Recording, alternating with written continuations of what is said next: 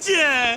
Eh bien, salut à tous et à toutes, c'est Monsieur Toc, l'homme qui déguise l'ex-mari de Kim Kardashian en fantôme pour l'appeler Boucanier. J'espère que vous allez bien et que vous avez apprécié mes premiers tests de l'année. Kingdom Come Deliverance 2 bien sûr, mais aussi celui de Urban Myth Dissolution Center. Et aujourd'hui, vous le savez, c'est l'heure de mon verdict complet à propos d'un jeu japonais que j'attendais énormément, ça s'appelle Like a Dragon Pirate Yakuza in Hawaii. C'est un spin-off qui sort le 21 février à 60 balles, et puisque je viens de le terminer, eh bien je vais essayer de vous résumer ce que j'en ai pensé. Et d'ailleurs, vous savez quoi? Moi je vous le propose à 45€. Du coup, ça se passe dès maintenant sur Instant Gaming, donc je vous ai mis un petit lien sous la vidéo pour que vous puissiez en profiter. D'autant que vous le savez déjà, mais leur promo c'est tous les jours et sur tous les jeux. On a par exemple Civilization 7 à 50 balles au lieu de 70, même réduction pour Assassin's Creed Shadows d'ailleurs, sans oublier mon concours mensuel aussi, évidemment, qui vous fait gagner tout ce que vous voulez sur le site en un simple clic. Non, franchement, j'ai beau être un flibustier, vous pourrez pas dire que vous êtes pas gâté si vous faites partie de mes abonnés. L'invitation est ouverte à tous ceux qui veulent devenir pirates, sauf aux juifs, aux mexicains et aux requins. Oula, ok, ça commence bien. Alors, pour ceux et celles qui n'auraient pas nécessairement suivi l'actualité de ces derniers mois, sachez que le projet que je vous teste aujourd'hui a été annoncé il y a à peine 5 mois. Et que c'est une espèce de jeu bonus. Comprenez par là que vous n'êtes pas du tout face à un Yakuza 9, ni même à un DLC narratif ou quoi que ce soit de ce genre, non. Mais en soi, c'est pas plus mal, puisque du coup, pour une fois, vous pouvez parfaitement vous lancer sans avoir fait les jeux précédents. Honnêtement, c'est pas souvent que ça arrive, non d'une jambe de bois. Même si, évidemment, et comme toujours, il y a tout un tas de références que vous ne capterez pas.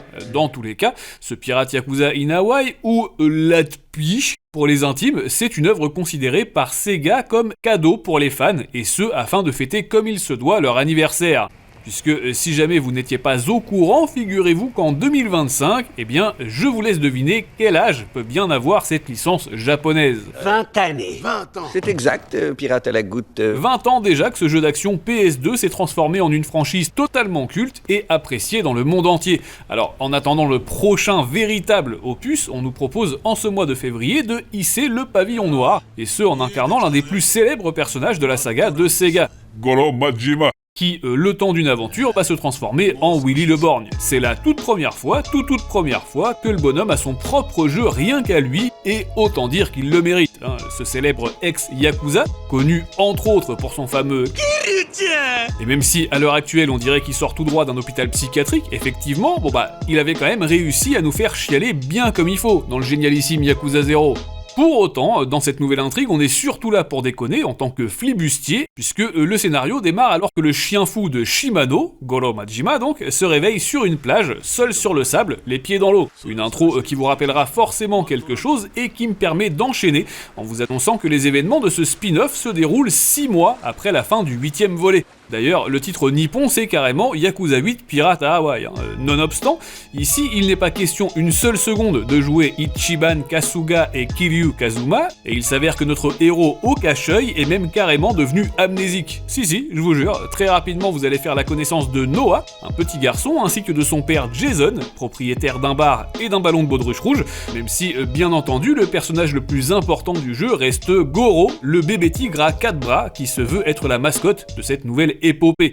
Ensemble, vous allez donc tenter de démêler les souvenirs perdus de Majima, mais aussi et surtout, parce que sinon c'est pas drôle, de partir à l'aventure, à la recherche d'un trésor légendaire, bien sûr. J'aime l'argent. Ah, mais moi aussi, figure-toi. Et d'ailleurs, en parlant de ça, à l'époque où j'étais le seul français à en parler sur internet, vous êtes tout de même très nombreux à avoir découvert les jeux Yakuza grâce à ma chaîne YouTube. Et je vous en remercie du fond du cœur, vraiment. À présent, c'est moi qui ai besoin de vous, donc si vous souhaitez soutenir mon travail, et même recevoir certaines de mes vidéos en avance, eh bien il vous suffit de cliquer sur le bouton rejoindre via la page d'accueil de ma chaîne.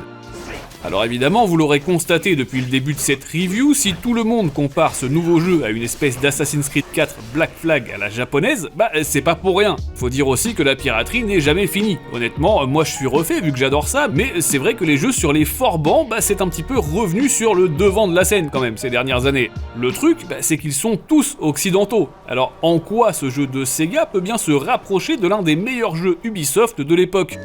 C'est tout bête en fait, mais ici aussi on a droit à des batailles navales, et elles sont aussi excellentes qu'une pizza hawaïenne. Tout ce qui touche au bateau dans le jeu, de toute façon, c'est hallucinant.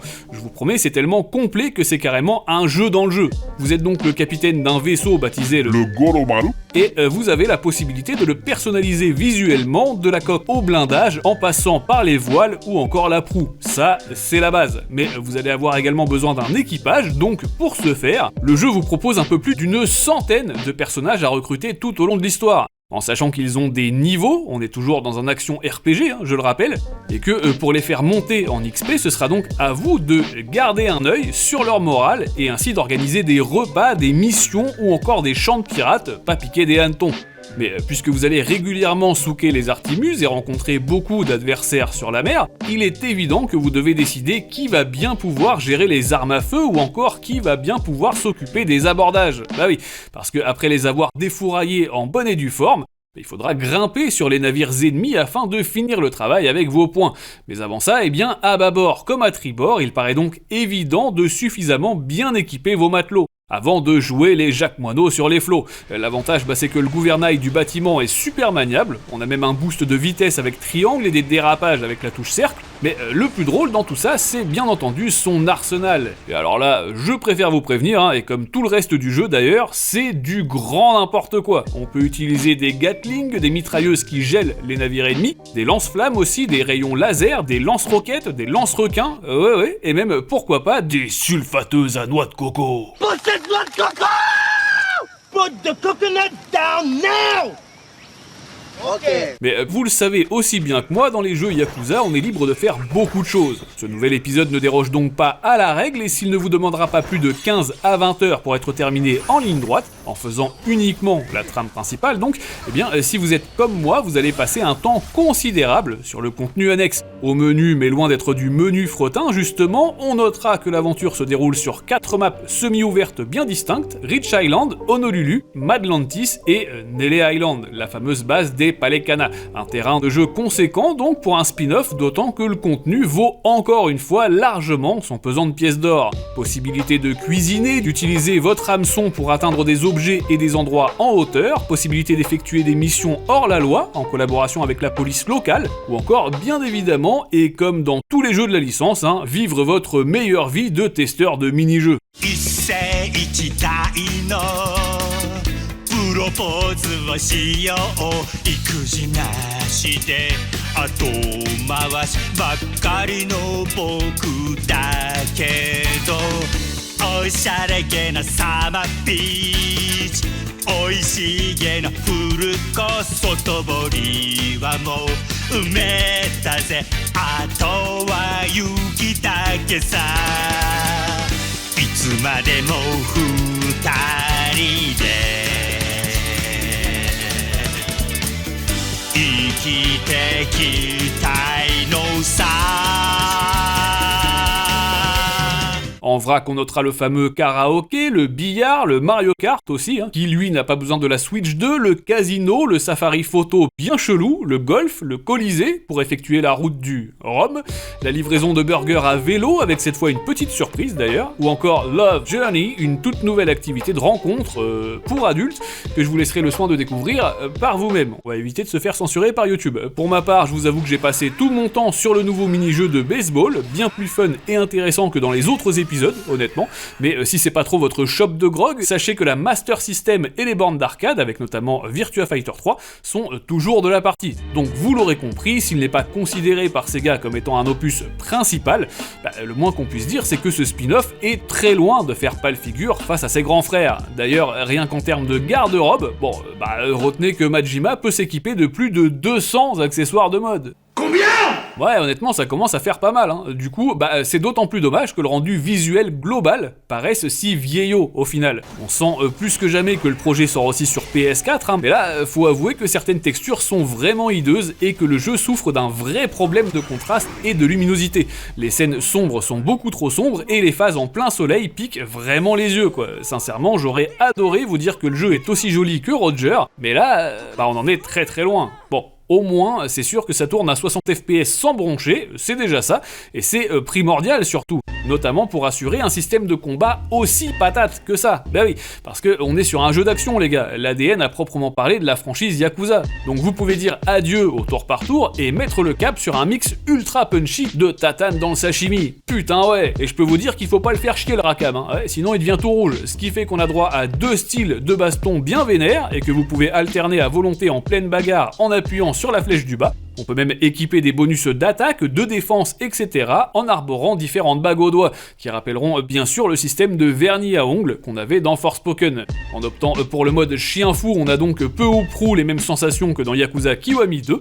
C'est très speed et très aérien, on peut faire des espèces de tornades de clones, une fois qu'on est assez énervé pour passer en version chien enragé, et en plus ça rapporte même un petit paquet de blé. Le mode loup de mer, lui, est un poil plus technique, mais tout aussi badass. Ici, on peut trancher dans le vif avec des lames, on peut chanter pour ceux qui sont loin de chez eux, on peut tirer sur les adversaires avec triangle, on peut les attraper façon scorpion dans Mortal Kombat, non franchement, ça claque aussi du perroquet.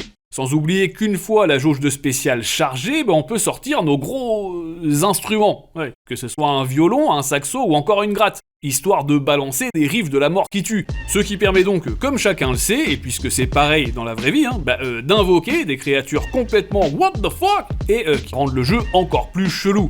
Bref, c'est génial et surtout ça envoie un message bien précis à tous les adversaires imprudents qui oseraient se présenter devant ce corsaire terrifiant. Fuck 'em up the arse. Ok, super, bon moi je vais y aller, mais avant de partir, je tenais tout de même à vous rappeler les points positifs du projet, l'ambiance géniale, les combats jouissifs, je viens de vous le dire, débiles à souhait aussi, et puis le contenu conséquent, surtout pour un spin-off. Malheureusement c'est contrebalancé, là encore je vous en parlais il y a quelques instants, par l'aspect du rendu visuel, et puis le recyclage forcément du 8 sur certains aspects qui ne conviendra décemment pas à tous les joueurs. La map d'Hawaï, le street surfer, le système d'amis dans la rue, etc., c'est sûr que si vous avez fait le 8 récemment, ça risque de vous rappeler un petit peu trop la même chose. Dans tous les cas, j'espère que cette vidéo vous aura plu et que vous aurez passé un agréable moment en ma compagnie. Si c'est le cas, n'hésitez pas à laisser votre plus beau like et à la partager partout autour de vous, à me rejoindre aussi sur les réseaux sociaux et pourquoi pas à vous abonner, que ce soit gratuitement ou non.